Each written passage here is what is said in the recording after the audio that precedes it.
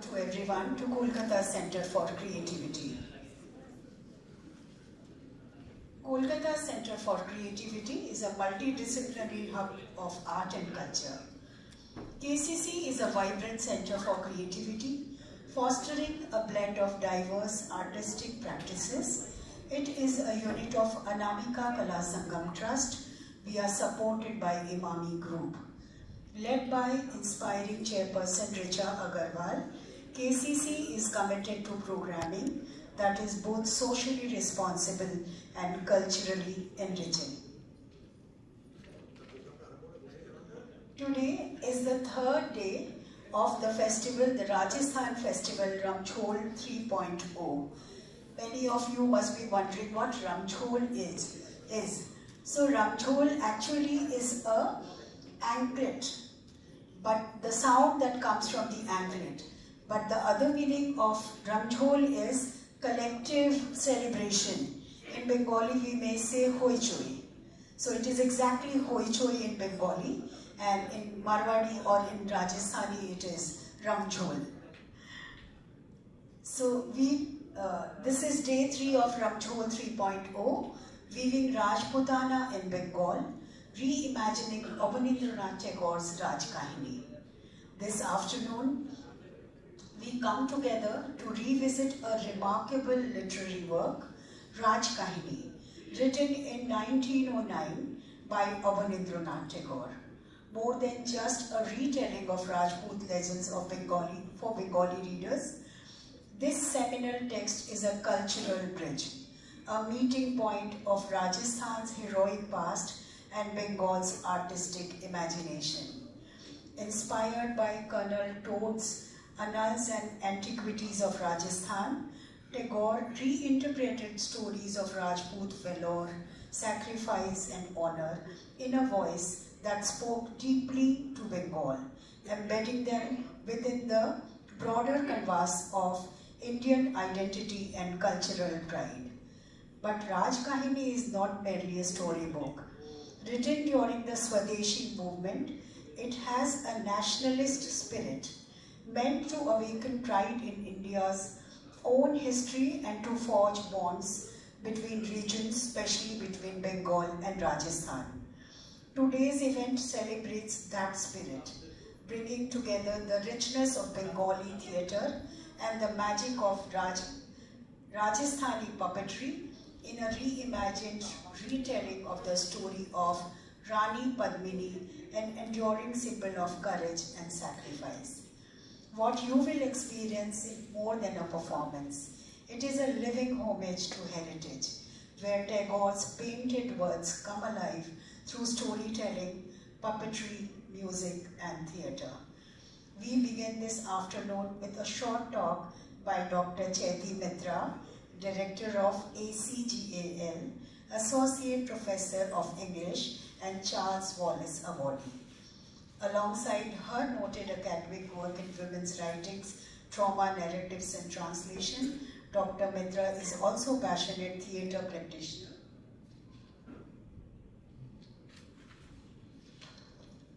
Her Bengali adaptation of Hamlet has been widely staged and critically acclaimed in Kolkata. She will open our session by introducing Raj Kahini as both a literary masterpiece and a cultural bridge. So over to Dr. Chaiti Mitra for English adaptation of Raj Kahini. Thank you.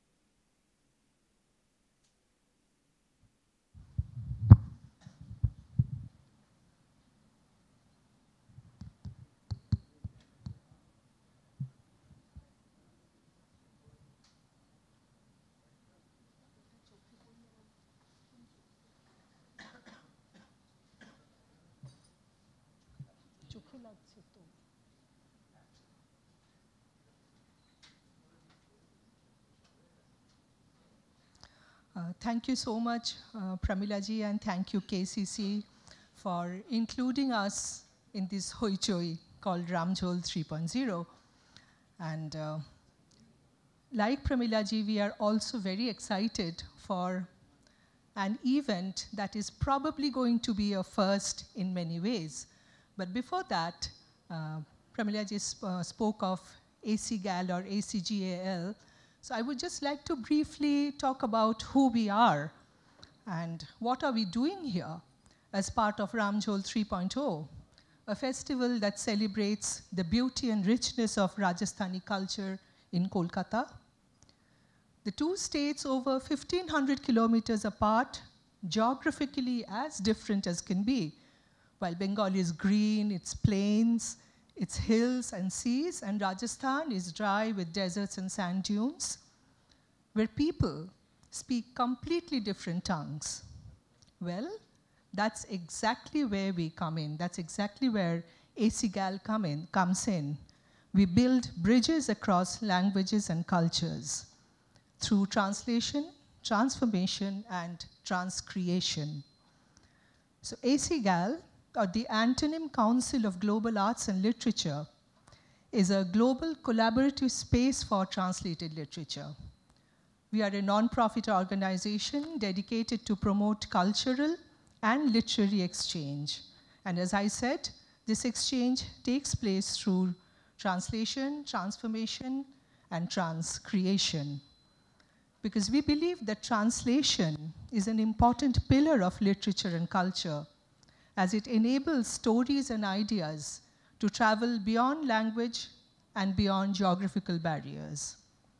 At ACGAL, we aim to celebrate translation by bringing together authors, translators, readers, and publishers on a common global platform. So we work through events like this, through workshops, dialogues, our publications, and performances. And our focus today in weaving Rajputana in Bengal, as Pramilaji pointed out, is the seminal text Raj Kahini and its multifaceted genius creator, Abanindranath Tagore. Abanindranath Tagore, he's known to all of us.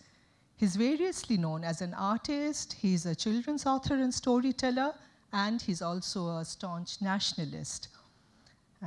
And unfortunately, he's better known as Rabindranath Tagore's nephew and younger brother of the well-known artist Gaganendranath Tagore. But Raj Kahini combines all the aspects of this polymath, and it's a book that has shaped the childhood of many of us present here today. So why Raj Kahini?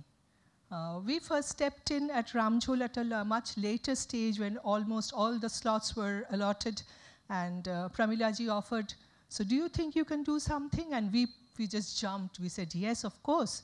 You're bridging Bengal and Rajputana, and there's no Abanindranath there. So as the Bengali partner of this, we come in with Raj Kahini. So why Raj Kahini? Is it because it connects Bengal and Rajasthan and is allied to the theme of the festival? Well, yes and no. After all, Raj Kahini is a collection of heroic stories of Rajput heroes told in Bengali for children. And Abon Thakur is a marvelous storyteller. He paints with words, as he said, chobi lekhe.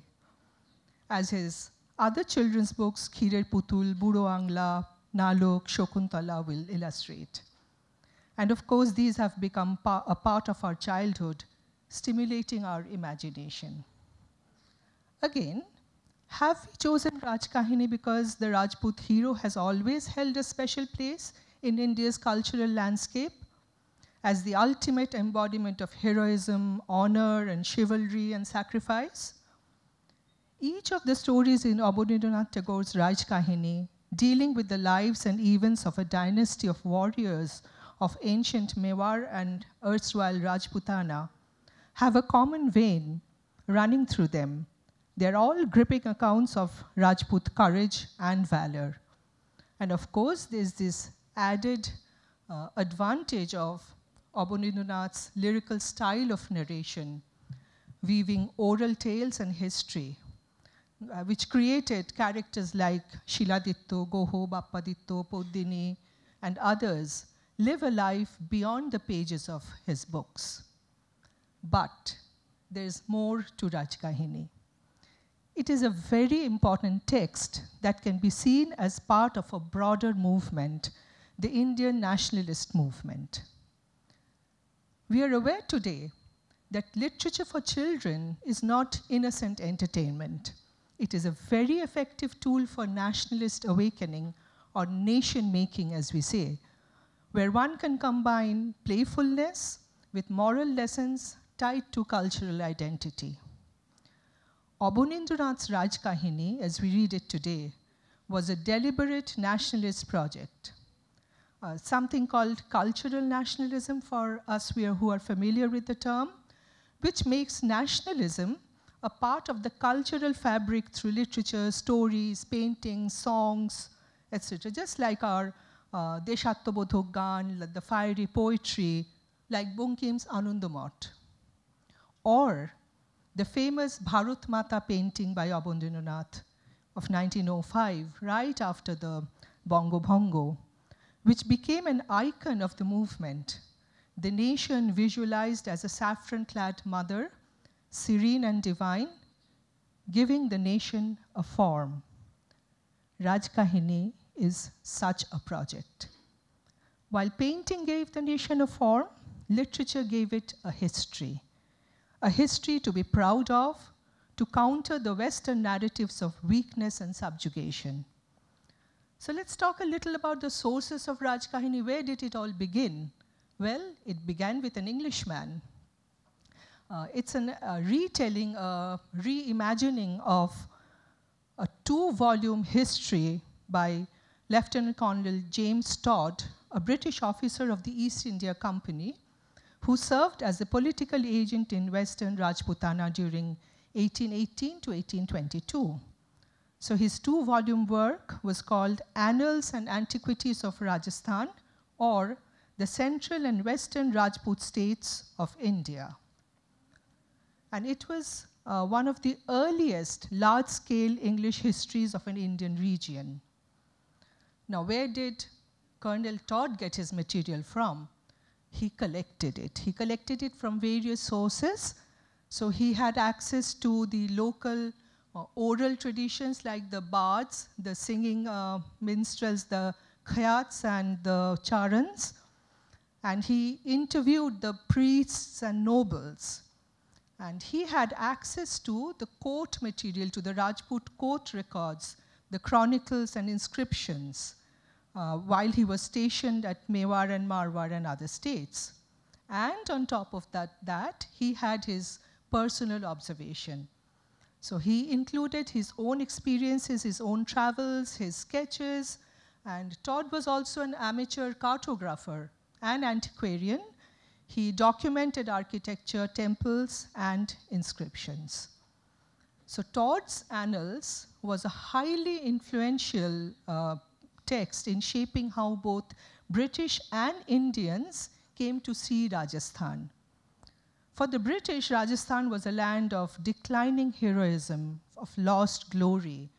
So Todd's, as expected, Todd's Annals is it's very Orientalist, it's very romantically presented. It presents Rajput as a heroic race, noble, courageous, but on the decline due to Muslim invasions. And Rajasthan, to Todd, is a romantic but declining land of heroic but doomed warriors. Now, for Todd's work provided raw material for the Indian nationalists, like Abanindranath. He could reclaim and retell the stories free from the colonial framing that Todd offered. So this is what Abanindranath does to Todd's material. He is retelling Todd's stories. And as he is retelling, he's taking back history from the colonial grasp, from the colonial grip, and he's reshaping it for the Indian readers. So he is actually giving a counter text to Todd's Annals, and with a specific anti-colonial nationalist agenda. Of course, he's writing in Bangla. He's changing the language to a vernacular, aiming a wider vernacular audience instead of the colonial elite. And most importantly, what he's doing in the 9 Tales, he shapes them into parables of loyalty, bravery, sacrifice, honor. And these become allegories for resisting colonial domination. So they exhibit values that resonated with the Swadeshi movement when Bengal intellectuals were looking for indigenous models of resistance. And now we come to the story that we have chosen today, the very intriguing and complex story of Rani Poddini. But there too, Abanindranath does a wonderful thing. He transforms a colonial romance into a nationalist parable. So in Todd's version, Poddini is described as an exceptionally beautiful queen whose fame reaches Alauddin Khilji. The tale is drawn from bardic legends, from the minstrels, from the bards, and it becomes a dramatic story of desire, deceit, and jauhar, or self-immolation. So Todd presents Poddini's story as a romantic and in an Orientalist mode. So Chittor is an exotic stage. The Rajput women are noble but tragic heroines. What Abanindranath does in Rajkahini, he emphasizes the agency, the sacrifice, and collective honor rather than the exotic beauty. So Poddini's Jauhar is recast not as a passive tragedy, but as an act of supreme moral courage, turning her into a nationalist symbol for resistance. And for children, who are the main readers, she becomes a role model of fearlessness and devotion to dharma, or her state. So Abanindranath Thakur's Rajkahini transforms Rajput sacrifice into Swadeshi virtue. And this is where we feel today its real value lies. So it transforms Rajput valor into anti-colonial courage and children's imagination into the seabed of nationalism. And we have attempted yet another level of transformation here, apart from Abanindranath's transformation.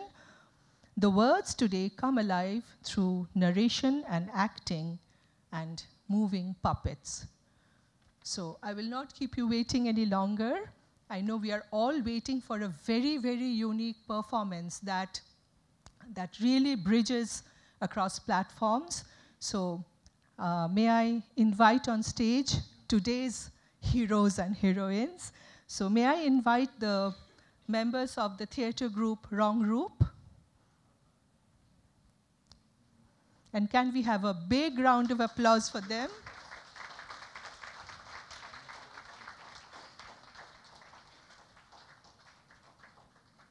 And may I also request the members of Dolls Theatre to be ready to mesmerize the audience. So a big round of applause for Dolls Theatre, who are hidden behind the back screen right now, but you will get to see their creations. So let's all start with today's transformative experience of weaving Rajputana and Bengal through the story of Rani Poddini. Thank you.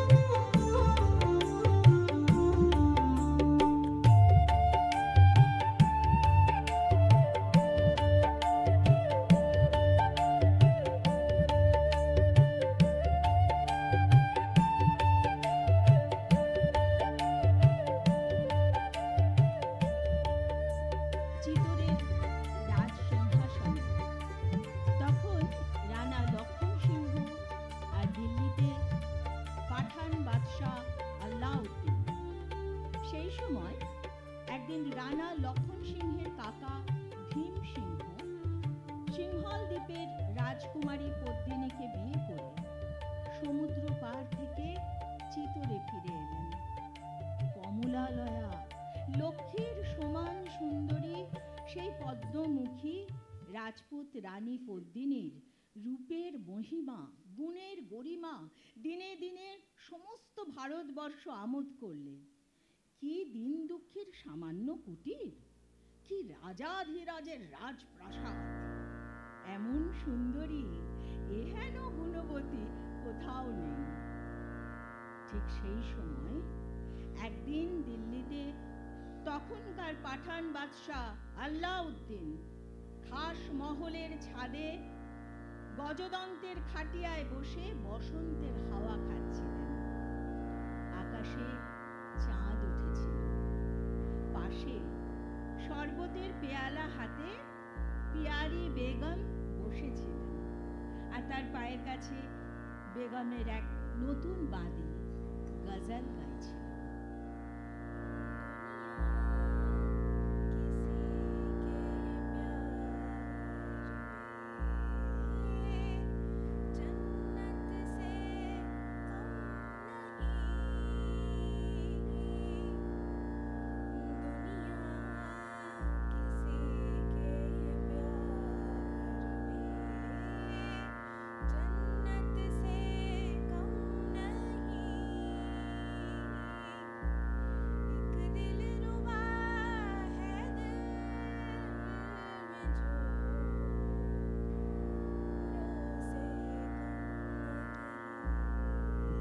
হঠাৎ বলে উঠলেন, সব আরবি গজল গাইছো, একটা হিন্দুস্থানের গান গাও। হিন্দুস্থানে নাকি এক সুন্দর ফুল ফুটেছে, তার কোনো দোসর নেই, জুড়ি নেই। সে কি ফুল তুমি জানো পিয়ারি? জানি জাহাপনা, সে যে পদ্ম ফুল। চারিদিকে নীল জল, মাঝে সেই পদ্ম ফুল। দেবতারা সেই ফুলের দিকে চেয়েছিল, মানুষ সেই ফুলের দিকে চেয়েছিল, কিন্তু কার সাধ্য সমুদ্র পার হয়? কার সাধ্য যে মেবারের রাজার বাগিচায় সেই ফুল তোলে? মেবারের রাজপুত বীরের সন্তান রানা ভীম সিংহ নির্ভয়ে সুন্দর সমুদ্র পার করে সেই ফুল নিয়ে এলো চিতরে।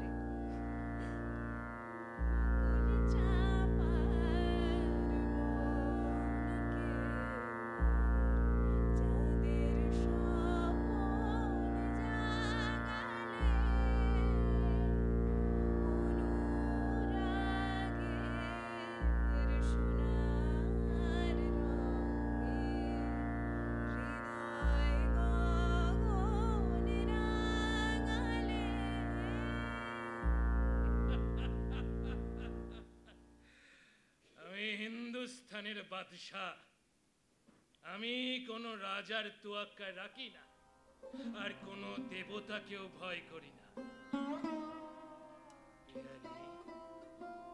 আমি কালই সেই পদ্ম ফুল তুলতে যাব, আর পদ্মিনীকে নিয়ে আসব এই ঘাস মহল। শাহেনশাহ, আমারও সাজ যায় আকাশের চাঁদটাকে সোনার কৌটোয় পুরে রাখি। কথাটা আল্লাউদ্দিনের ভালো লাগলো।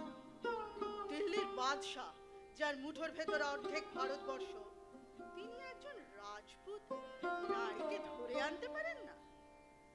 শাহেনশাহ গম্ভীর মুখে উঠে দাঁড়ালেন আর মনে মনে বলে গেলেন, যদি পদ্মিনীকে আমি আনতে পারি, তবে তোমাকে তার বাঁদী হয়ে থাকতে হবে। পরদিন লক্ষ লক্ষ সৈন্য নিয়ে আল্লাউদ্দিন চিতরের মুখে চলে গেলেন।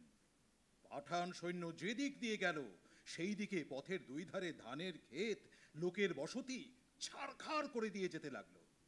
তখন বসন্তকাল। সমস্ত চিতর জুড়ে দিকে দিকে আনন্দের গোল উঠেছে। হরি হ্যায়, হরি হ্যায়, হরি হ্যায়, হরি হ্যায়। আর সেই আগুনে আনন্দ আর হাসি খেলার মাঝখানে একদিন চিতরে খবর পৌঁছলো আল্লাউদ্দিন আসছেন। আর ঝড়ের মুখে প্রদীপের মতো চিতরের সমস্ত আনন্দ এক নিমেষে নিভে গেল।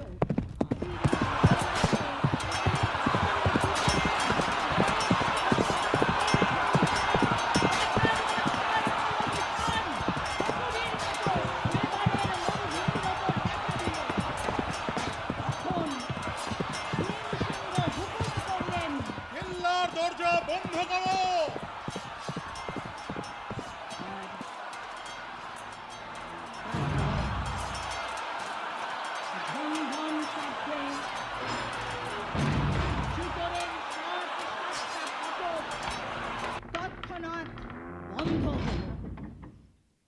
আল্লাউদ্দিন ভেবেছিলেন যাব আর পদ্মিনীকে কেড়ে আনবো, কিন্তু এসে দেখলেন বুকের পাঁজর যেমন প্রাণের চারদিক ঢেকে রাখে, তেমনি রাজপুতের তলোয়ার পদ্মিনীর চারদিকে দিবারাত্র ঘিরে রয়েছে।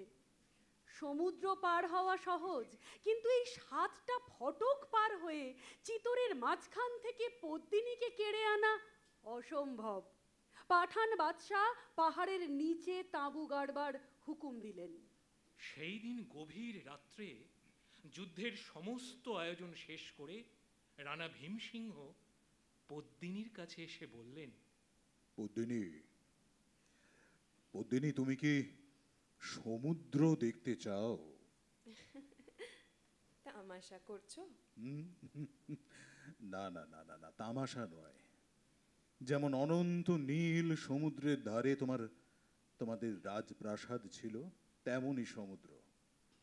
তোমাদের এই মরুভূমির দেশে আবার সমুদ্র কোথায় পেলে? চলো, কেল্লার ছাদে চলো পদ্মিনী, চলো, আজ তোমাকে সমুদ্র দেখাবো, চলো।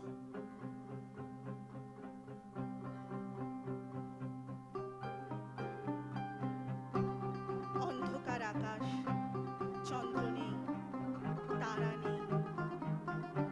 পদ্মিনী দেখলেন সেই অন্ধকার আকাশের নিচে আর একখানা কালো অন্ধকার কেল্লার সমুখ থেকে মরুভূমির উপর পর্যন্ত জুড়ে রয়েছে।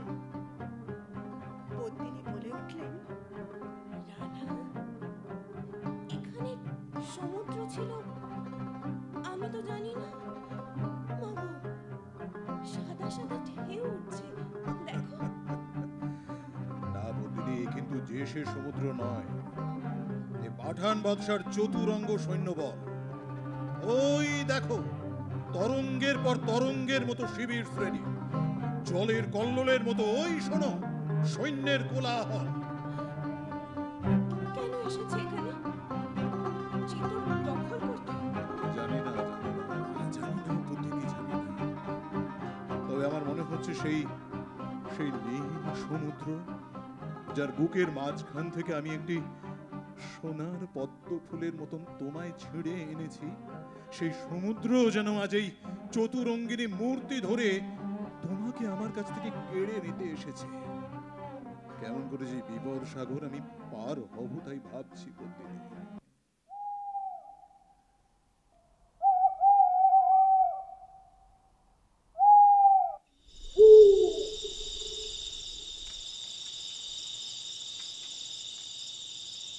পরদিন পূবের আকাশে ভোরের আলো সবেমাত্র দেখা দিয়েছে। এমন সময় একজন রাজপুত সওয়ার পাঠান শিবিরে উপস্থিত হলো। রানা লক্ষণ সিংহের দূত হাজির। হাজির হোনে কো কহো। বন্দে কি জাহাপনা, রানা জানতে চান বাদশাহর সঙ্গে তার কিসের বিবাদ যে এত সৈন্য নিয়ে আজ তিনি চিতরে এসে উপস্থিত হলেন? রানার সঙ্গে আমার কোনো শত্রুতা নেই। আমি রানার খুড়ো ভীম সিংহের কাছে পদ্মিনীকে ভিক্ষা চাইতে এসেছি, তাকে পেলেই আমি দেশে ফিরব।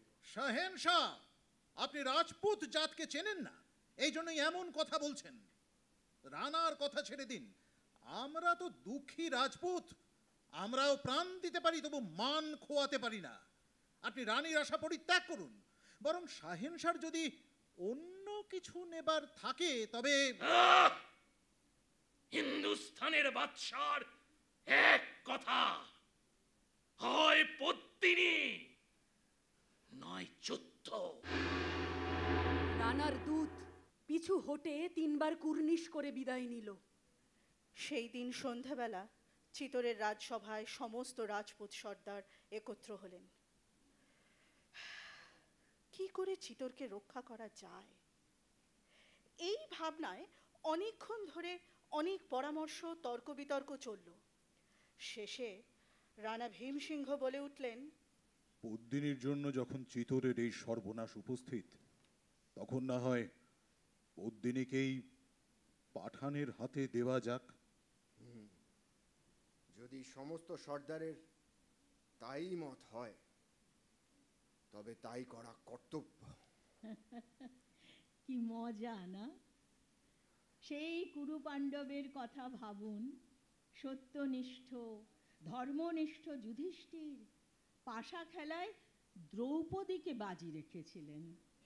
রামায়ণে স্বয়ং রামচন্দ্র প্রজাদের সন্দেহ ঘোচাতে সীতাকে প্রথমে অগ্নি পরীক্ষা আর তারপরে গর্ভবতী অবস্থায় গোপনে জঙ্গলে ফেলে এলেন। আর এদিকে যে পদ্মিনীকে মহারানা ভীম সিংহ সিন্ধু নদ পেরিয়ে চিতোরে নিয়ে এসেছিলেন, তাকে বিপদের সময় অন্যের হাতে তুলে দেবার কথাটি বললেন। কিন্তু রাজপুত সর্দারের প্রধান রাজসভায় উঠে বললেন, রানার বিপদে আমাদের বিপদ, রানার অপমানে আমাদের অপমান। পদ্মিনী শুধু ভীমসিংহের নন, আমাদেরও রানী বটে। কেমন করে আমরা তাকে পাঠানের বেগম হতে পাঠিয়ে দেব? পৃথিবী শুদ্ধ লোক বলবে রাজস্থানে এমন পুরুষ ছিল না যে তারা রানার হয়ে লড়ে। মহারানা, আমরা প্রস্তুত, হুকুম হলে যুদ্ধে যাই। না না না না না না না না, আপাতত যুদ্ধের কোনো প্রয়োজন নেই। সাবধানে কেল্লার দরজা বন্ধ রাখো। আল্লাউদ্দিন যতদিন পারে চিতোর ঘিরে বসে থাকুক।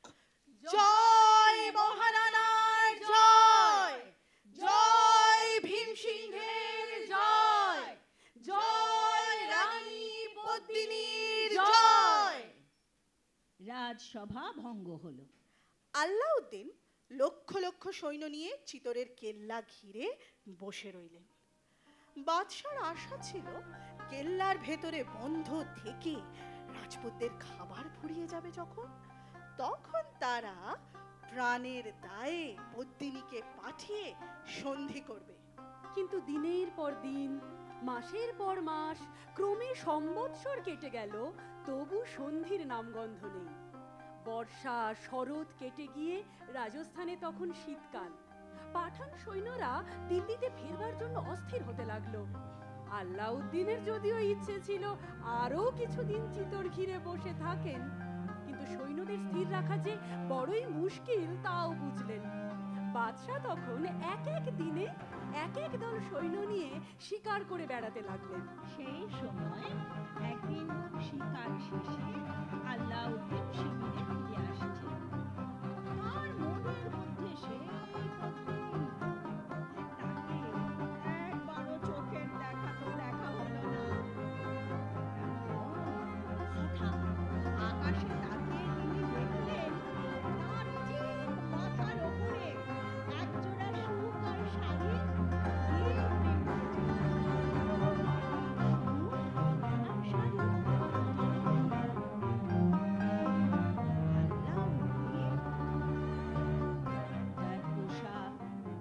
শিকারী বাজের পা থেকে সোনার জিঞ্জিরটা তৎক্ষণাৎ তৎক্ষণাৎ খুলে দিলেন।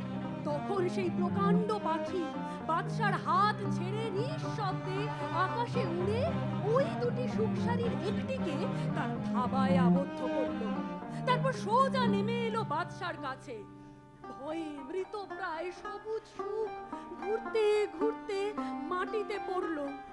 বাদশা তখন আনন্দে সেই তোতা পাখি তুলে নিতে হুকুম দিয়ে শিবিরের দিকে ঘোড়া ছোটালেন। আরে আর সেই জোড়া তোতাটি কি করলে? তোতার জোড়া পাখিটি করুণ সুরে ডাকতে ডাকতে আকাশে অনেকক্ষণ ধরে উড়ে চলল। শেষে ভয়ে ভয়ে তার সেই ডানা ভাঙা সঙ্গী তোতা যে খাঁচায় ছটপট করছিল সেই খাঁচার উপরে সে বসল। আর এই দেখে আল্লাউদ্দিন ভাবলেন, যদি ভীম সিংহকে এইভাবে ধরা যায় তবে সেই সঙ্গে রানী পদ্মিনীও তো ধরা দিতে পারেন। সমস্ত রাত্রি বাদশাহ শিবিরে বসে ফন্দি আঁটতে লাগলেন কিভাবে ভীমসিংহকে বন্দি করা যায়। তারপর দূত পাঠালেন। দূত জানালো আল্লাউদ্দিন সমস্ত পাঠান সৈন্য নিয়ে দিল্লিতে ফিরে যাবেন।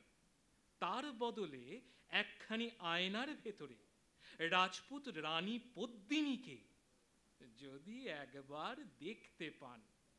এ তো অতি উত্তম প্রস্তাব। এ প্রস্তাব ভীমসিংহ মেনে নিলেন। দুপক্ষে চুক্তি হলো, চিতরের কেল্লার ভেতরে বাদশাহ যতক্ষণ একা থাকবেন ততক্ষণ তার যাতে কোনো বিপদ না ঘটে সেই জন্য স্বয়ং মহারানা দায়ী রইলেন। শিকার যে এত শীঘ্র ফাঁদে পা দেবে আল্লাউদ্দিন স্বপ্নেও ভাবেননি। বৈকালে গোলাপ জলে স্নান করে একা ঘোড়ায় চড়ে কেল্লার দিকে উঠে গেলেন। কিন্তু প্রায় 200 জন পাঠান বীর, যারা প্রাণের ভয় করে না, যুদ্ধই যাদের ব্যবসা, তারা একে একে সন্ধ্যার অন্ধকারে কেল্লার কাছে গিয়ে প্রকাণ্ড এক আমবাগানে লুকিয়ে রইল। সূর্যদেব তখন চিতরের পশ্চিম দিকে প্রকাণ্ড একখানা মেঘের আড়ালে অস্ত গেলেন। আর সেই সময় পাঠান বাদশাহ আল্লাউদ্দিন রানা ভীম সিংহের হাত ধরে পদ্মিনীর মহলে শ্বেত পাথরের রাজ দরবারে উপস্থিত হলেন। সেখানে কিন্তু আর জনমানব ছিল না, কেবল হাজার হাজার মোমবাতির আলো। রানা ভীম সোনার মসনাদে বাদশাকে বসিয়ে তার হাতে এক পেয়ালা আমিল দিয়ে বললেন, শাহেনশাহ, একটু আমিল ইচ্ছা করুন। কি হলো শাহেনশাহ, আপনি কি ভাবছেন? যদি এতে বিষ থাকে? না না না না শাহেনশাহ, না, বিষের ভয় করবেন না। মহারানা স্বয়ং যখন আপনার কোনো বিপদ না ঘটে সেই জন্য দায়ী, তখন আজ যদি আপনি সমস্ত চিতর একাও ঘুরে আসেন, একজন রাজপুতও আপনার গায়ে হাত তুলতে সাহস পাবে না, আপনি নিশ্চিন্ত থাকুন। অতিথিকে আমরা দেবতার মতো মনে করি। না না না, আমি সে কথা ভাবছি না। আমি ভাবছিলাম অত যেমন নির্ভয়ে আমি তোমার উপর বিশ্বাস করছি, তেমনি তুমিও কি আমাকে বিশ্বাস করতে পারছো? মুখে এই কথা বললেন বটে, কিন্তু সেই আমিলের পেয়ালায় চুমুক দিতে তার কিন্তু প্রাণ কাঁপতেই লাগলো। তিনি খুব অল্পে অল্পে পেয়ালা শেষ করে অনেকক্ষণ চুপটি করে বসে রইলেন। তারপর শেষে যখন দেখলেন বিষের জ্বালার বদলে তার শরীর মন আনন্দে প্রফুল্ল হয়ে উঠল, তখন বাদশাহ ভীম সিংহের দিকে ফিরে বললেন,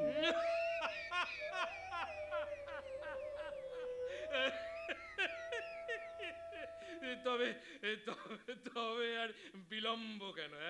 এখন একবার সেই আশ্চর্য সুন্দরী পদ্মিনী রানীকে আমি দেখতে পেলেই খুশি হয়ে বিদায় নি। তখন রানা ভীম আলিপ দেশের প্রকাণ্ড একখানা আয়নার সম্মুখ হতে একটা পর্দা সরিয়ে দিলেন। কাকচক্ষু জলের মতো নির্মল সেই আয়নার ভিতর পদ্মিনীর রূপের ছটা হাজার হাজার বাতির আলো যেন আলোময় করে প্রকাশ হলো। বাদশাহ আশ্চর্য হয়ে ভাবলেন, এ কি মানুষ না পরী? আল্লাউদ্দিন আর স্থির থাকতে পারলেন না। মসনদ ছেড়ে সেই প্রকাণ্ড আয়নার ভিতর ছায়াপদ্মিনীকে ধরবার জন্য 2 হাত বাড়িয়ে ছুটে চললেন। শাহেনশাহ, পদ্মিনীকে স্পর্শ করবেন না। রাগে রানীর 2 চক্ষু রক্তবর্ণ হয়ে উঠল। তিনি সেই ঘরের মাঝখানে দাঁড়িয়ে উঠে আর সোনার একটা পেয়ালা সেই আয়নাখানার ঠিক মাঝখানে সজোরে ছুঁড়ে মারলেন। ঝনঝন শব্দে 7 হাত উঁচু চমৎকার সেই আয়না চুরমার হয়ে ভেঙে পড়ল। আল্লাউদ্দিন চমকে উঠে 3 পা পিছিয়ে দাঁড়ালেন। মনে বুঝলেন এভাবে পাগলের মতো রানীর প্রতিবিম্বের দিকে ছুটে যাওয়াটা বড়ই অভদ্রতা হয়েছে। রানার কাছে ক্ষমা চাওয়া দরকার। রানা, আমার অন্যায় হয়েছে। আমার মহলে এসে কেউ যদি এমন অভদ্রতা করত, তাহলে হয়তো আমি তার মাথা কেটে ফেলতে হুকুম দিতুম। আমায় ক্ষমা করুন। পেয়ালার পর পেয়ালা আমিল খেয়ে একেই রানার প্রাণ খুলে গিয়েছিল। তার উপর দিল্লির বাদশাহ তার কাছে ক্ষমা চাইলেন। তখন তার মন একেবারে গলে গেল। রানা আদর করে নতুন বন্ধু দিল্লির বাদশাকে কেল্লার বাইরে পৌঁছে দিতে চললেন। চিতোরের রাজপথে তখন জনমানব নেই। সমস্ত দিনের পরিশ্রমের পর নগরের লোক তখন ঘুমিয়ে পড়েছে। আর সেই শূন্য রাজপথ দিয়ে ঘোড়ায় চড়ে চলেছেন আল্লাউদ্দিন, সঙ্গে রানা ভীম সিংহ আর 20 জন রাজপুত সেপাই।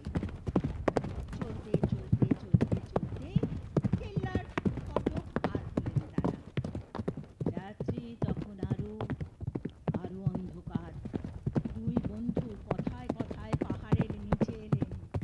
সেই আমবাগানের সামনে যেখানে লুকিয়ে ছিল 200 পাঠান সেনা। 4 দিক থেকে পাঠান সৈন্য এবার রানাকে ঘিরে ফেললো। মাত্র 20 জন রাজপুত সেপাই তাদের রানাকে উদ্ধার করার জন্য প্রাণপণে যুঝতে লাগলো। কিন্তু বাজ পাখি যেমন ছোঁ মেরে শিকার নিয়ে যায়, তেমন করে আল্লাউদ্দিন রাজপুতদের মাঝখান থেকে ভীম সিংহকে বন্দী করল। 20 জনের মধ্যে 5 জন রাজপুত চিতোরে ফিরতে পারলে।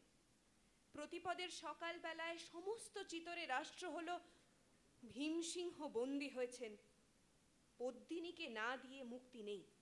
আর এদিকে আল্লাউদ্দিন তখন মনে মনে ভাবছেন, রানা যখন ধরা পড়েছেন তখন পদ্মিনী আর যায় কোথায়? হিন্দুর মেয়ে স্বামীর জন্য প্রাণ দিতে পারে, আরে বাদশার বেগম হতে রাজি হবে না? পদ্মিনীর কথা ভাবতে ভাবতে শেষ রাত্রে ঘুমিয়ে পড়লেন। সকাল হলে বাদশাহ মনে ভাবলেন, এই বুঝি পদ্মিনী আসছেন, এই বুঝি পদ্মিনী আসছেন। কিন্তু সকাল গিয়ে দুপুর কেটে সন্ধ্যা হলো, পদ্মিনী এলেন না। দিনের পর দিন, রাতের পর রাত চলে গেল, তবু পদ্মিনীর দেখা নেই। বাদশার তখন মনে হতে লাগলো, এ ভীমসিংহ কি তবে আসল ভীমসিংহ নয়? আল্লাউদ্দিন বন্দি রাজাকে হাজির করতে হুকুম দিলেন।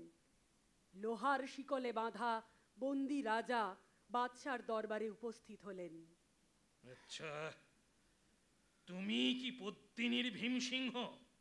পাঠান, পাঠান, এতে তোমার এত সন্দেহ হচ্ছে কেন? যদি তুমি সত্যি ভীমসিংহ হবে, তবে তোমাকে উদ্ধার করবার জন্য রাজপুতদের তো কোনো চেষ্টাই দেখছি না। যে মূর্খ নিজের বুদ্ধির দোষে মিথ্যেবাদী পাঠানের হাতে বন্দী হয়েছে, তার সঙ্গে চিতোরের মহারানা বোধহয় আর কোনো সম্বন্ধ রাখতে চান না। এই কথা শুনে মহা ভাবিত হয়ে আল্লাউদ্দিন দরবার ছেড়ে উঠে গেলেন। আর ওই দিনই শেষ রাতে চিতোরের উপরের কেল্লার খোলা ছাদে পদ্মিনী গালে হাত দিয়ে দাঁড়িয়ে একা, পাঠান শিবিরের দিকে যেখানে ভীমসিংহ বন্দী হয়ে আছেন সেই দিকে চেয়ে রইলেন। দেখতে দেখতে সমস্ত পৃথিবী প্রকাশ করে সূর্যদেব উদয় হলেন। পদ্মিনী আল্লাউদ্দিনের লাল রেশমের প্রকাণ্ড শিবিরের দিকে তাকিয়ে বলে উঠলেন, ধূর্ত পাঠান, তোতে আমাতে আজ যুদ্ধ আরম্ভ হলো।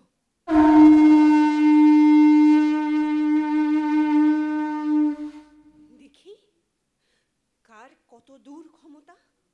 ঠিক তার পর দিন চিতোরের দূত হাজির হলো আল্লাউদ্দিনের দরবারে, সঙ্গে মহারানার পত্র। বাদশাহ সে চিঠি পড়তে লাগলেন। পদ্মিনীকে বাদশার হাতে দেওয়াই স্থির হলো। তার বদলে রানা ভীমসিংহের মুক্তি চাই। আরও জানাই যে রাজরানী পদ্মিনী সামান্য স্ত্রীলোকের মতো দিল্লিতে যেতে পারেন না। তার প্রিয় সখীরাও যাতে পদ্মিনীর সঙ্গে থেকে চিরদিন তার সেবা করতে পারেন, বাদশাহ যেন সে বন্দোবস্ত করেন। তাছাড়া চিতোরের রানী পদ্মিনীকে শাহেনশার শিবিরে পৌঁছে দেওয়ার জন্য যেসব বড় বড় ঘরের রাজপুতানি সঙ্গে যাবেন, তাদের যাতে কোনো অসম্মান না হয়, সেজন্য বাদশাহ তার সমস্ত সৈন্য কেল্লার সামনে থেকে কিছু দূরে সরিয়ে রাখবেন। শেষে মহারানার ইচ্ছে যে এরপর থেকে আল্লাউদ্দিন আর যেন তার সঙ্গে কোনো শত্রুতা না করে। আমি সম্মত, মহারানার সব শর্তে রাজি। আজ রাত্রের মধ্যেই সমস্ত ফৌজ কেল্লার সামনে থেকে আমি উঠিয়ে নেব। রানীর আসবার কোনো বাধা হবে না। তোমরা মহারানাকে জানাবে, তার সকল কথাতে আমি রাজি হলে। বাদশাহ কেল্লার সামনে থেকে সৈন্য উঠিয়ে দিতে হুকুম দিলেন। কিন্তু ওই একদিনের মধ্যে ওই অত সৈন্য অন্য জায়গায় উঠিয়ে নেওয়া কি সহজ কাজ? বাদশাহ বললেন, এই শোনো, তাম্বুকান্দি, গোলাগুলি, অস্ত্রশস্ত্র, আসবাবপত্র যেখানকার সেখানেই থাক। কেবল সেপাইরা নিজেকে ঘোড়া নিয়ে একদিনের মতো অন্য কোথাও আশ্রয় নিক। এই সব করতে করতে করতে করতে কেটে গেল রাত। পরদিন সূর্যোদয়ের সঙ্গে সঙ্গে চিতোরের প্রধান ফটক রামপালের উপর কড়কর শব্দে নাকারা বাজতে লাগলো। বাদশাহ দেখলেন চিতোরের 7টা ফটক একে একে পার হয়ে চার চার বেহারার কাঁধে প্রায় 700 গুলি তার শিবিরের দিকে এগিয়ে আসছে। আর মাঝখানে রানী পদ্মিনীর চিনাপত মোড়া সোনার চতুর্দোলা, তার এক পাশে 50 বৎসরের সর্দার গোরা, আর এক পাশে 12 বৎসরের বালক বাদল, দুজনেই ঘোড়ায় চড়ে। পদ্মিনী আর তার সহচরীদের থাকবার জন্য বাদশাহ প্রায় 8 ক্রোশ জুড়ে কানাত ফেলেছিলেন। একে একে যখন সেই 700 পালকি কানাতের ভিতর পৌঁছলো, তখন রানীর সর্দার গোরা বাদশার হুজুরে খবর জানালেন। শাহেনশাহ, রানীজি উপস্থিত। এখন তিনি একবার ভীমসিংহের সঙ্গে দেখা করতে চান। বাদশাহের বেগম হলে আর তো দুজনে দেখা হবে না।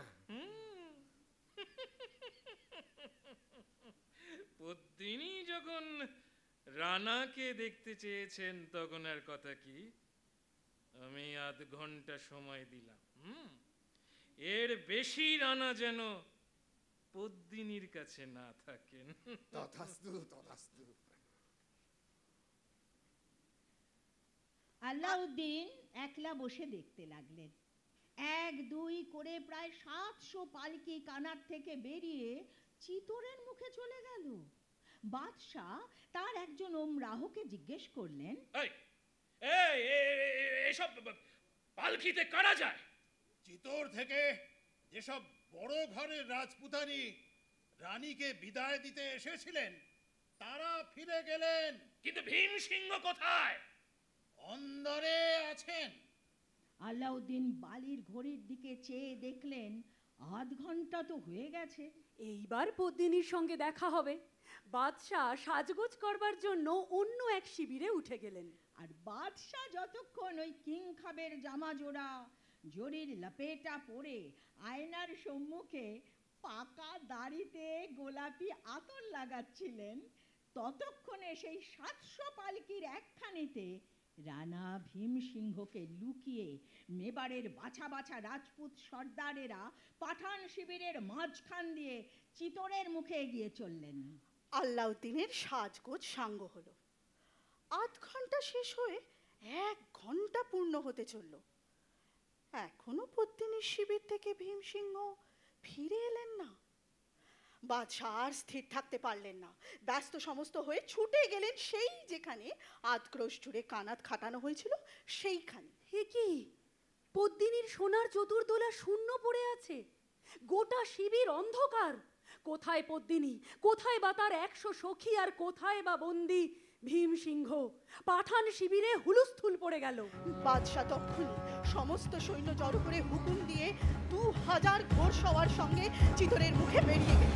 তবে মাত্র রানার পালকি চিতোরের ফটক পার হয়েছে, আর ঠিক এমনি সময় পাঠান বাদশার ঘোড় সওয়ার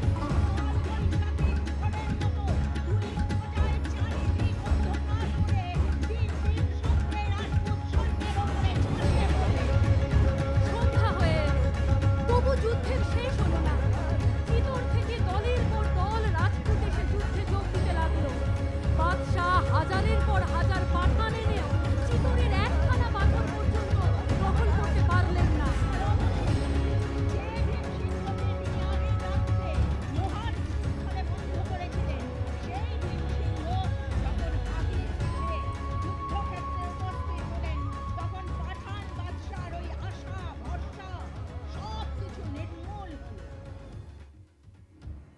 সন্ধ্যার অন্ধকারে অর্ধেক ভারতবর্ষের সম্রাট আল্লাউদ্দিন চিতোরের সম্মুখ থেকে ঘোড়া ফিরিয়ে শিবিরে ফিরে গেলেন।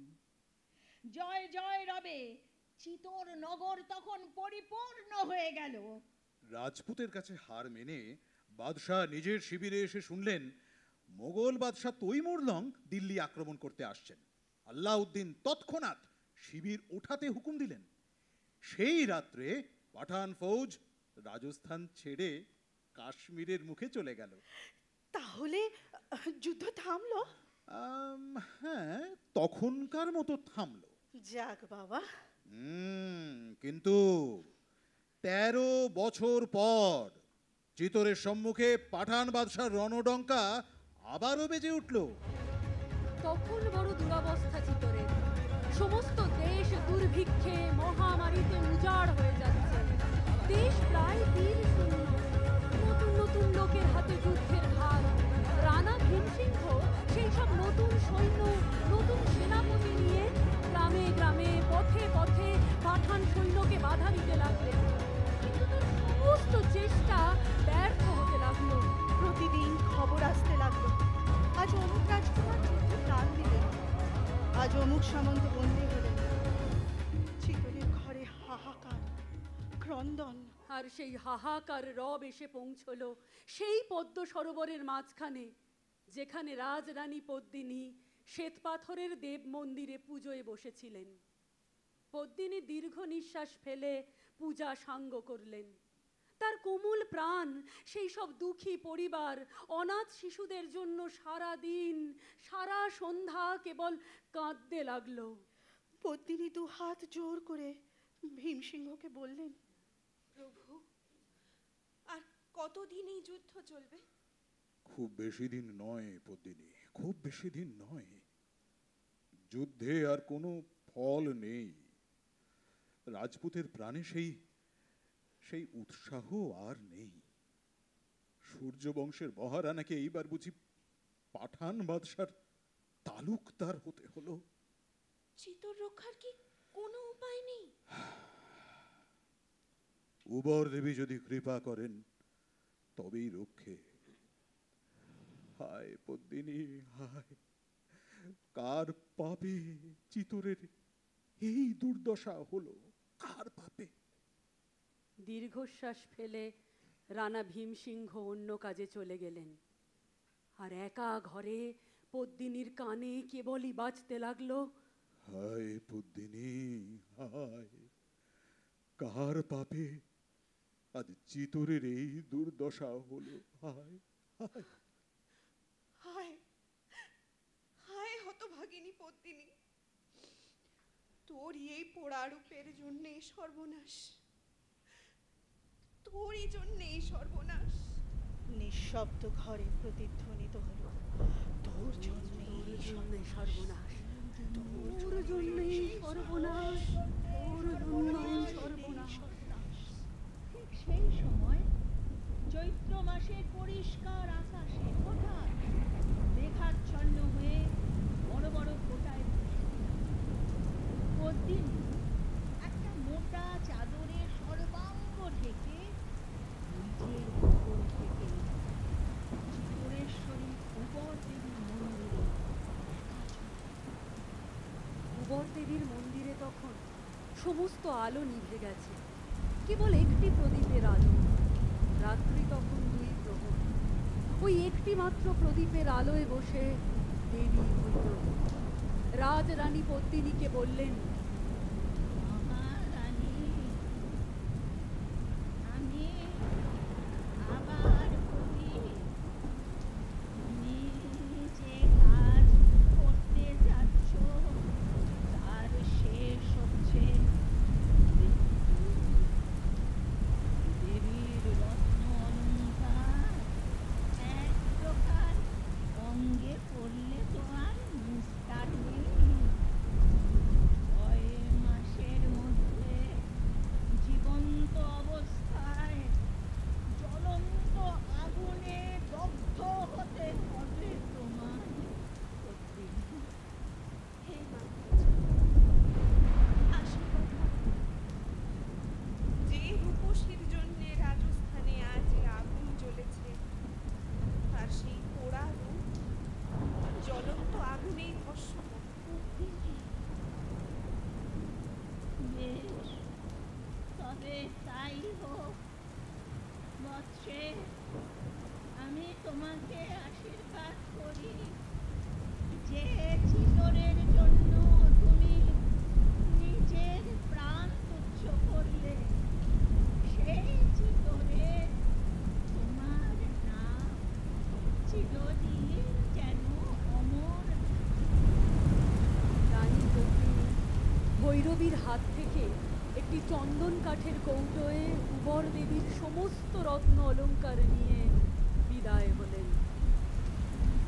সেই রাত্রে প্রায় 2:30 প্রহরে মহারানা লক্ষণ সিংহ নির্জন ঘরে একা ছিলেন। হঠাৎ পায়ের তলার মেঝের পাথরগুলো একবার যেন কেঁপে উঠল। মহারানা দেখলেন অন্ধকারে কারা যেন ঘুরে বেড়াচ্ছে। তিনি বলে উঠলেন, এ তোরা কি চাস? मैं भूखा हूँ, मैं भूखा हूँ,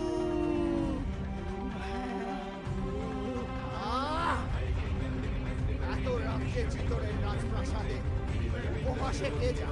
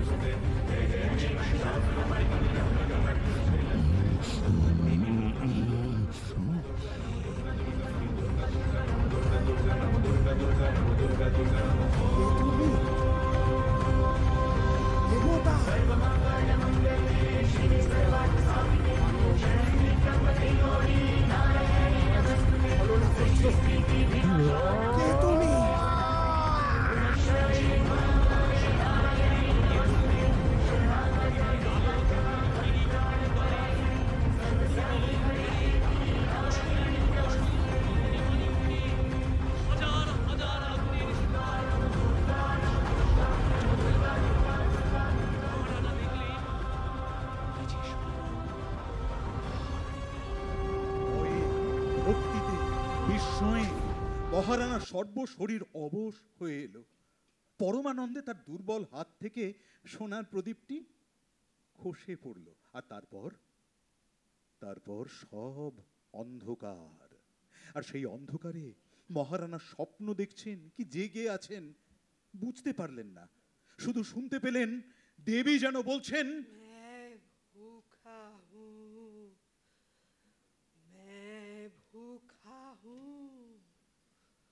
মহারাজা ওঠো, জাগো, দেশের জন্য বুকের রক্তপাত করো। রাজা, প্রজা, বালক, বৃদ্ধ যদি চিতনের জন্য প্রাণ উৎসর্গ করে, তবে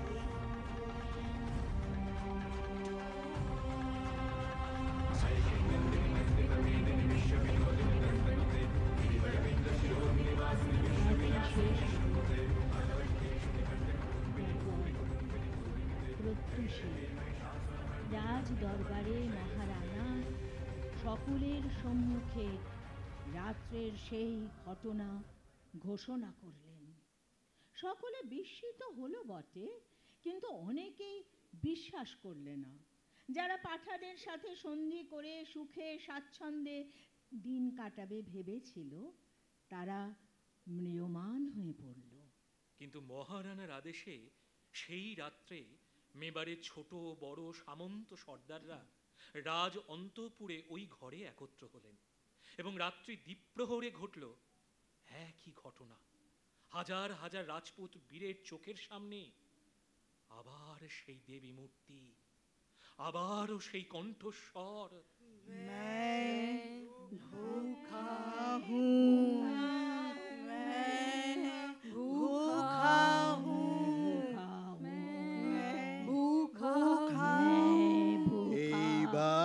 এইবার সকলের মন থেকে সমস্ত রকম অবিশ্বাস, সকল দুর্বলতা নিমেষে দূর হয়ে গেল। সকলেই বীরত্বের নেশায় একেবারে উন্মত্ত হয়ে উঠল। কেবল রানা ভীমসিংহ যেন সেই দেবী মূর্তির ভিতরে পদ্মিনীকে দেখে মনে মনে বলে উঠলেন, এ কি দেবী না পদ্মিনী, পদ্মিনী না সে দেবী। তারপর মহারানা লক্ষণ সিংহ তাঁর 12টি রাজপুত্রের মধ্যে সবচেয়ে বড় যে রাজকুমার যুবরাজ হরি সিংহের মাথায় চিতরের রাজমুকুট দিয়ে বললেন, দেবীর আদেশ শিরোধার্য করো, পাঠান যুদ্ধে অগ্রসর হও। আজ তুমি সমস্ত মেবারের মহারানা, সমস্ত সামন্ত সর্দার তোমারই প্রজা বলে জানবে। আজ থেকে তোমারই হাতে যুদ্ধের ভার। জয় মহাদেবী, জয় জয় হরি সিংহের জয়। রণ রণ শব্দে রাজপুতের রণডঙ্কা দিক দিগন্ত কাঁপিয়ে বাজতে লাগলো। যুবরাজ হরি সিংহ যুদ্ধযাত্রা করলেন।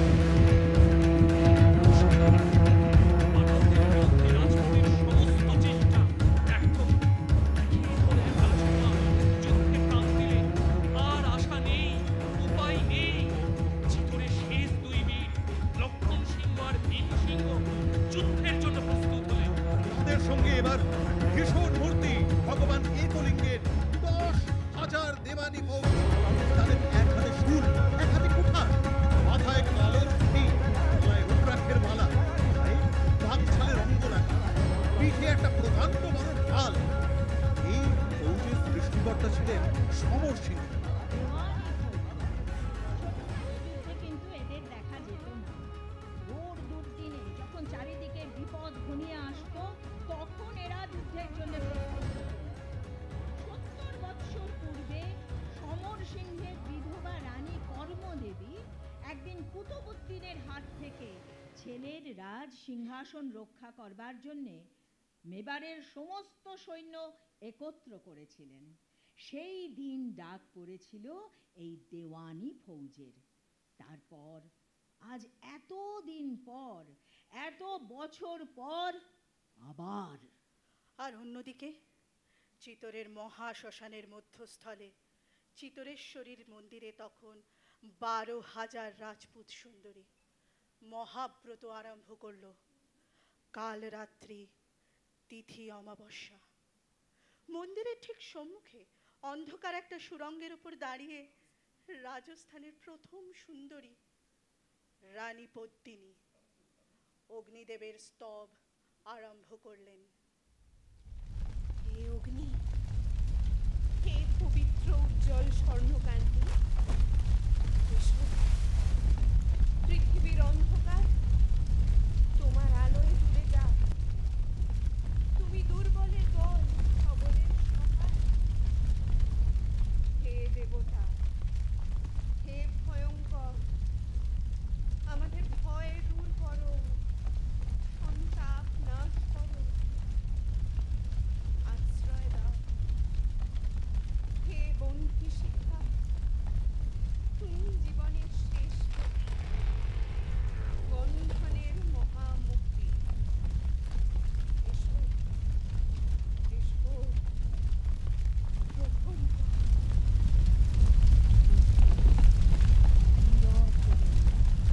আর সেই সঙ্গে 12,000 রাজপুত রমণী সেই অগ্নিকুণ্ডের চারিদিকে ঘুরে ঘুরে গাইতে লাগলো। আর এক সময় মহাকল্লোলে চারিদিক পরিপূর্ণ করে হাজার হাজার আগুনের শিখা মহানন্দে সেই সুরঙ্গের মুখে ছুটে গেল। প্রচণ্ড আলোয় রাত্রির অন্ধকার টলমল করে উঠল। 12,000 রাজপুতানির সঙ্গে রানী পদ্মিনী অগ্নিকুণ্ডে আর ঝাঁপ দিলেন।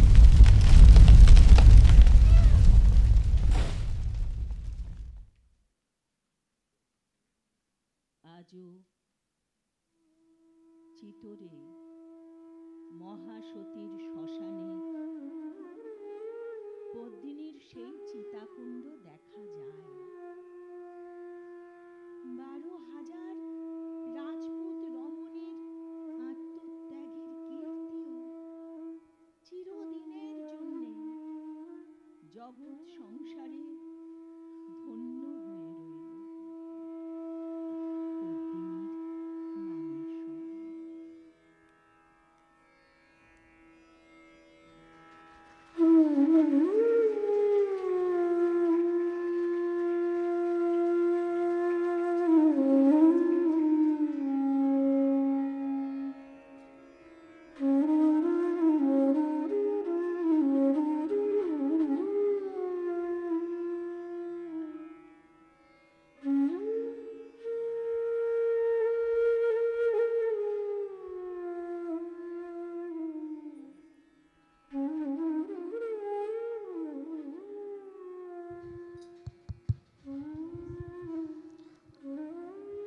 Can we have the lights, please?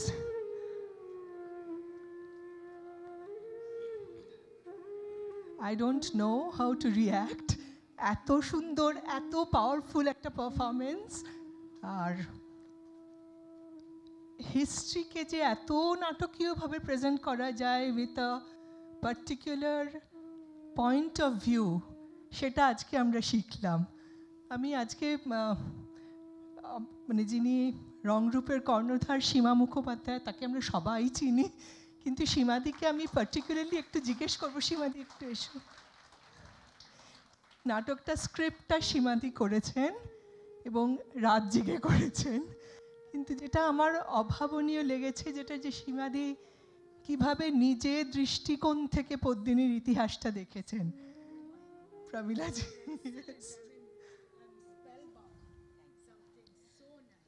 আর আমি সত্যি মানে চাইবো সীমাদি তুমি ওটা বলো, তুমি কিভাবে। আমি বলার আগে এটা অর্ধেক আমাদের পাঠ। আমি যারা পুতুল নাচের কাজটা করেছেন, পুতুলের কাজ, পাপেট্রির কাজ, আমি সুদীপ সহ সবাইকে একটু সামনে আসতে বলবো যারা এতক্ষণ পেছনে ছিল। Please come up.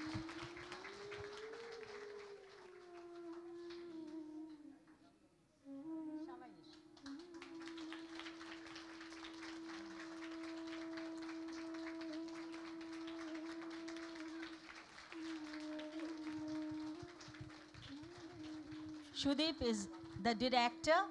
পরিচালককে আমি একটু দিই, ওর কথা বলুক। তার আগে আমি শুধু একটা কথা বলে নিই। আমি যখন বসে পড়ি, আমি যখন এই আমরা তো রাজকাহিনী সবাই পড়েছি, আর যত বয়স হয় আমাদের বাড়ে অভিজ্ঞতার সঙ্গে সঙ্গে এই যখন দেখলাম যে এই বিপদের মধ্যেও মানে রাজা যাকে এইভাবে নিয়ে এসছে সিন্ধু নদ পেরিয়ে, প্রথম যখন গণ্ডগোলটা জানলো যে রানীকে নিয়ে বললো রানীকে দিয়ে দাও, তাহলে মিটে গেল। মানে কি অদ্ভুত পরম্পরা যে সফট টার্গেট মহিলারা, সে তখনও ছিল, এখনও আছে। প্যাট্রিয়ার্কি কোথায় কাজ করে, কিন্তু তার যে প্রজারা, সেই প্রজারা বলছেন যে আমরা রানীকে দিতে পারি না, আমাদের মান সম্মান, আর যাদের হাতে অস্ত্র, যারা বীর, তারা বোধহয় ওই বীরত্ব তাদের ওই অস্ত্রে, আর বাকি বীরত্ব আত্মশক্তি বোধহয় তাদের, যাদের হাতে অস্ত্রের দরকার হয় না, অস্ত্র থাকে মগজে। সেই কারণে আমি অবন ঠাকুরের কাছে প্রণাম জানিয়ে ওই জায়গাটা যোগ করেছি। পরম্পরা। আর আরেকটা জিনিস আমাদের ভীষণ আমার বলার প্রয়োজন, যে আমরা সাধারণত রাজস্থানী পুতুল দেখতে আমরা তো ওই স্ট্রিং পাপেট দেখি, সেগুলোই আমরা যখন বেড়াতে যাই ওগুলোই কিনে আনি। কিন্তু আজকে যে পাপেটগুলো হয়েছে সেগুলো একেবারে অন্য, একেবারে এগুলো বাংলার দেশজ ঘরানার পুতুল। এটা কি শ্রীপর্ণা বলবেন না সুদীপ বলবেন? মানে এটাও কিন্তু একটা ট্রান্সক্রিয়েশন। হ্যাঁ, আমরা ঠিক যেভাবে টেক্সটটাকে করেছি, আমরা কিন্তু এইভাবে একটা সম্পূর্ণ দেশজ ধারাকে আমরা রাজস্থানে করেছি, এবং তার জন্য কোনো এক বিন্দু কি আমাদের অসুবিধে হয়েছে উপভোগ করতে? একেবারেই না। এটাই হচ্ছে দ্য ম্যাজিক অফ ক্রিয়েশন। এটা সুদীপ একটু বলুন। হ্যাঁ, আমরা রাজস্থানী পুতুল জানি, যেটা কাঠপুতলি নামে পরিচিত, এবং ভারতবর্ষের পাপেট হিস্ট্রিতে ভারতবর্ষের দিকে তাকালে আমরা কাঠপুতলিকে প্রথম দেখতে পাই। আর এটা যেহেতু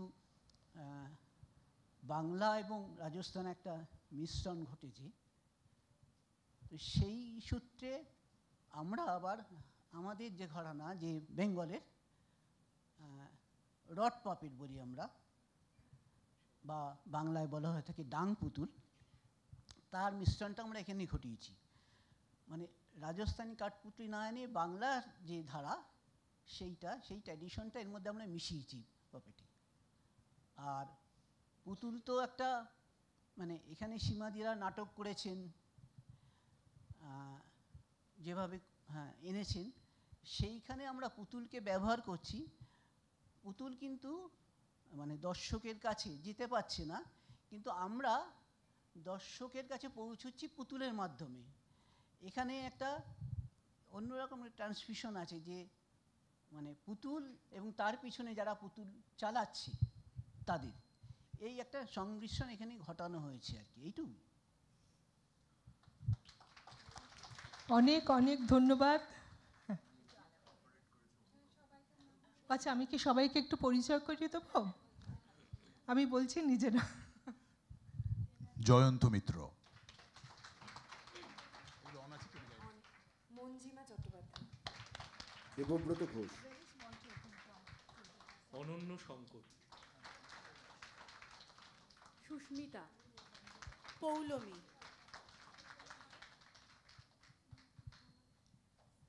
শান্তনু কুণ্ডু,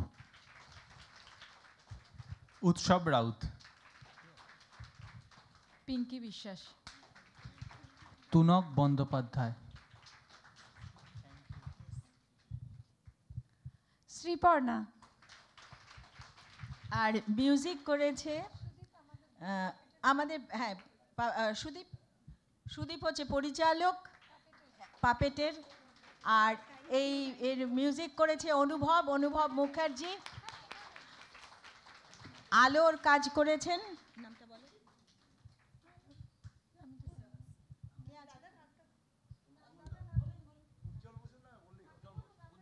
উজ্জ্বল বোস। আমি শ্রীকুমার ত্রিপাঠী। আমার আরেকটা ধন্যবাদ দেওয়ার আছে কেসিসির আয়োজন এটা হয়েছে কেসিসিকে মানে we are thankful to you আমাদের এরকম একটা সুযোগ দেওয়ার জন্য, এবং এখানকার যারা স্টাফ এত ভালো, তারা এত কোঅপারেটিভ, প্রত্যেকের সঙ্গে যা যা করতে বলেছি ওরা কোনো ক্লান্তি নেই, সঙ্গে সঙ্গে আমাদের সেটা করে দিয়েছেন। তার জন্যে এইখানকার স্টাফেদের জন্য আমাদের পক্ষ থেকে একটা big clap. Thank you all.